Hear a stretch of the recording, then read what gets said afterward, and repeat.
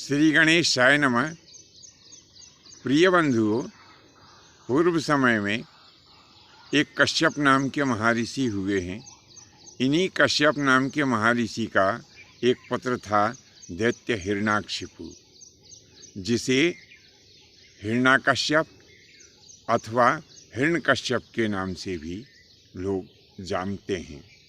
इसी हिरण्याकशिपु नाम के दैत्य की वंश परंपरा में एक बड़ा ही बलशाली और प्रतापी दैत्य और उत्पन्न हुआ है, जिसका नाम निकुंभ था।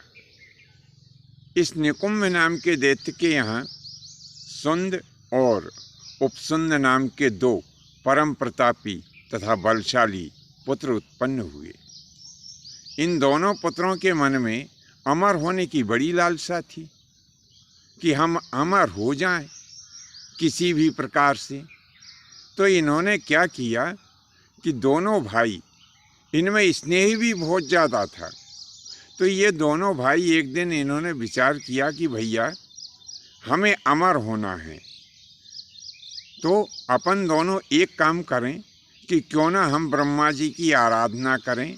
ऐसा विचार करते हुए दोनों भाई विंध्याचल पर्वत की एक गहरी गुफा में जाकर के और ब्रह्मा जी की तपस्या करने लगे। बड़ी ही कठिन तपस्या की इन दोनों भाइयों ने। कुछ दिन तो इन्होंने व्रत रहना प्रारंभ कर दिया, यानी दिन में एक समय भोजन करते और ब्रह्मा जी का ध्यान करते रहते। फिर इन्होंने क्या किया कि 2-2, 3-3, 4-4, 5-5 तथा एक हफ्ते में भोजन करते और ब्रह्मा जी का सतत ध्यान करते रहते। फिर क्या किया कि इन्होंने भोजन का बिल्कुल त्याग कर दिया, कंदमूल फल खाने लगे। एक समय ऐसा आया कि इन्होंने कंदमूल फल का भी त्याग कर दिया। फिर जल का ही आहार करने लगे और जल का आहार करते करते जब इन्हें काफ़ी समय व्यतीत हो गया तो इन्होंने जल का आहार भी त्याग दिया। इनकी तपस्या का जो तप था वो ब्रह्मलोक तक उसका प्रभाव हुआ। ब्रह्मा जी इन्हें दर्शन करने के लिए आ गए। कहने लगे, हे पुत्रों, हम तुम्हारी तपस्या से बड़े प्रसन्न हैं। बोलो, क्या वरदान आप चाहते हैं? जो भी वरदान आप हमसे मांगोगे वह वरदान निश्चय ही हम आपको दे देंगे। केवल अमरता का वरदान मत मांगना, क्योंकि इस मृत्यु लोक में जिसने जन्म लिया है उसकी मृत्यु एक दिन निश्चय ही होगी। इसीलिए इस लोक का नियम है कि यहाँ पर जन्म लेने के पश्चात मृत्यु को भी प्राप्त करना ही पड़ता है। तब तो वे दोनों दैत्य बड़े ही दुखित होते हुए कहने लगे कि प्रभु, फिर तो हमने वृथा ही इतना परिश्रम किया, क्योंकि हम दोनों भाइयों का विचार था कि यदि आपके कृपा प्रसाद से हम अमर हो जाते तो बहुत ही अच्छा रहता। तब ब्रह्मा जी कहने लगे कि निश्चय ही पुत्रों, तुमने मेरी बड़ी ही कठिन तपस्या की है। मैं तुम्हारी तपस्या से बड़ा ही संतुष्ट हूँ और मैं चाहता हूँ कि तुम मुझसे ऐसा संतुष्टिपूर्ण वरदान मांगो जो कि अमरता के वरदान जैसा ही हो।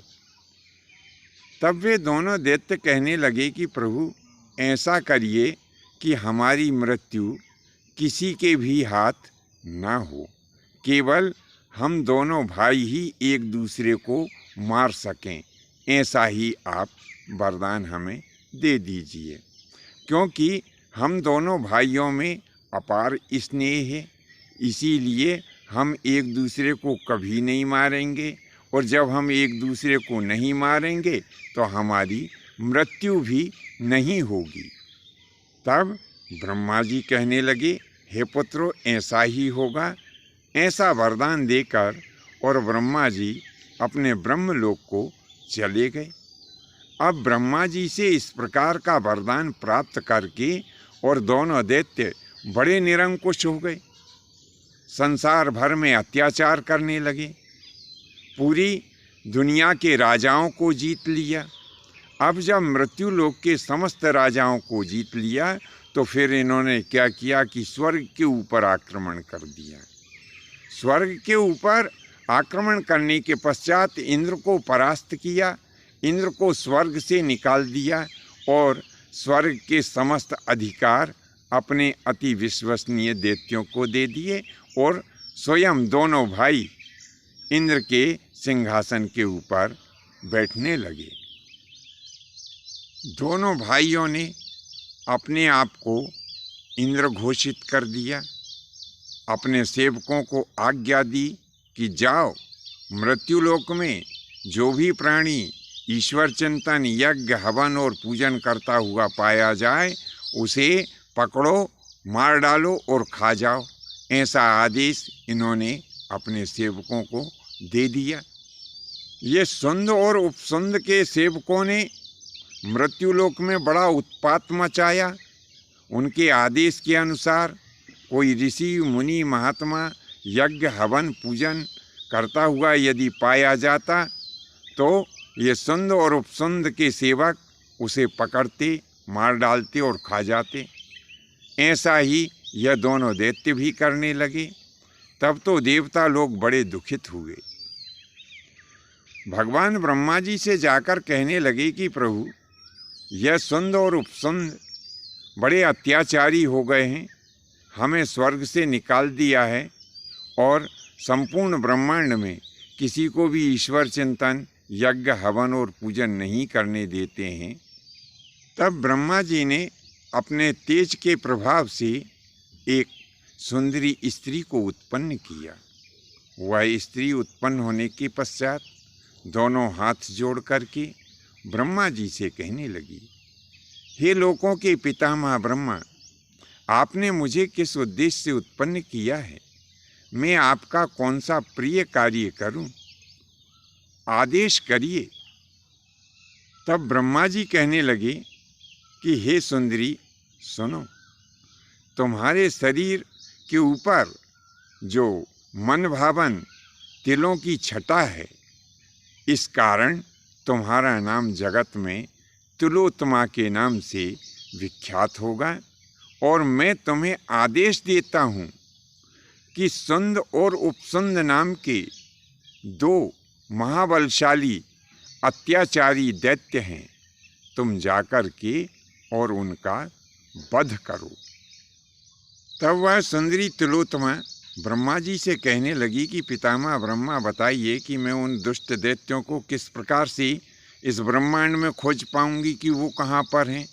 तब ब्रह्मा जी कहने लगे कि मैं तुम्हें आशीर्वाद देता हूँ कि तुम अपने मन में जिसका भी चिंतन करोगी तो उसकी छवि तुम्हारे हृदय कमल के ऊपर अंकित हो जाएगी कि वह इस समय कहाँ है और क्या कर रहा है। ब्रह्मा जी ने जब ऐसा आशीर्वाद दिया तब तिलोत्तमा ने सुंद और उपसुंद का चिंतन किया। उसे ज्ञात हुआ कि वे दोनों दुष्ट दैत्य विंध्याचल की तराई में बैठे हुए मदिरा का पान कर रहे हैं। ऐसा जब उसके हृदय कमल पर अंकित हुआ तब वह तिलोत्तमा ब्रह्मा जी से आज्ञा लेकर के और तुरंत ही उस स्थान पर आई जहाँ पर सुंद और उपसुंद दोनों भाई बैठ कर के मदिरा का पान कर रहे थे। तो यहाँ पर हम स्पष्ट कर दें कि मदिरा को ही शराब अथवा दारू कहा जाता है। दोनों भाई सुंद और उपसुंद विंध्याचल की तराई में बैठे हुए बड़े प्रेम के साथ में मदिरा का पान कर रहे थे कि उसी समय वह सुंदरी तिलोत्तमा नाम की अप्सरा उनके सामने पहुंची।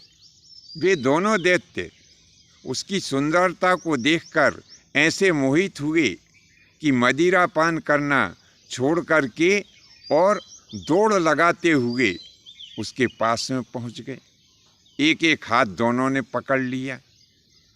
सुंद कहता है कि मैं इससे विवाह करूंगा तो उपसुंद कहता है कि मैं इससे विवाह करूंगा। इसी प्रकार से दोनों में तू मैं हो गई। अब तू मैं जब हुई तो विवाद इतना बड़ा कि उनमें लात और मुक्के चलने लगे।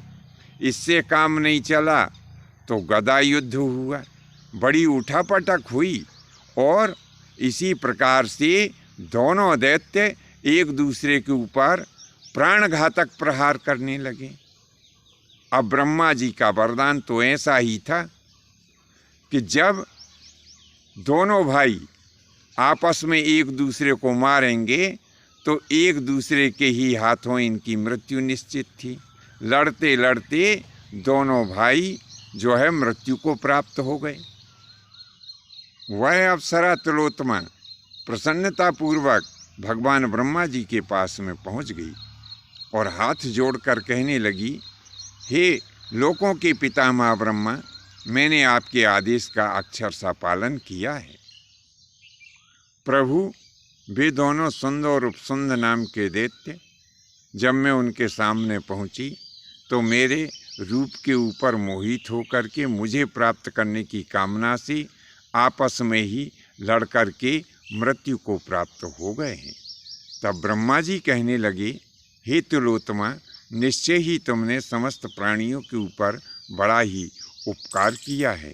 अब मेरे आशीर्वाद से तुम इंद्रलोक में चली जाओ और वहाँ पर इंद्र की सेवा में मैं तुम्हें नियुक्त करता हूँ।